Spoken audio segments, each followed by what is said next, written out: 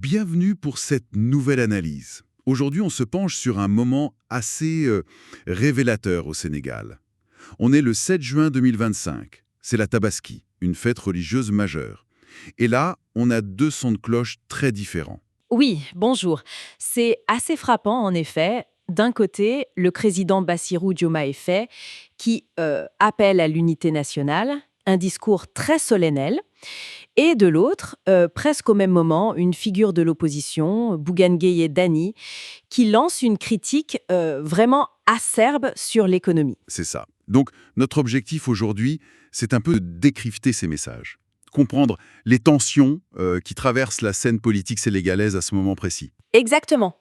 Analyser ce contraste entre l'appel à la cohésion et, disons, le cri d'alarme économique et social. Alors, commençons par le message du président Faye.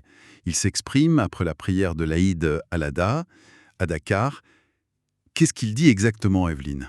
Eh bien, c'est un appel très clair à l'unité, au dialogue constructif, à la solidarité, au partage. Des valeurs très importantes, surtout un jour comme la Tabaski. Il a même demandé explicitement les prières des guides religieux pour un Sénégal uni, stable et euh, prospère. C'est vraiment un discours qui se veut rassembleur. Un discours de circonstance, peut-être, mais avec une portée politique évidente, j'imagine.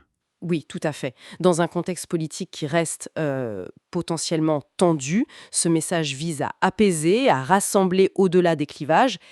Et fait intéressant, il n'a pas manqué de féliciter son gouvernement. Ah oui? Oui, et il a nommé spécifiquement son Premier ministre, Ousmane Sonko. Il a parlé de son travail remarquable. D'accord. Il a aussi remercié tous ceux qui ont contribué, disons, au succès logistique de la fête.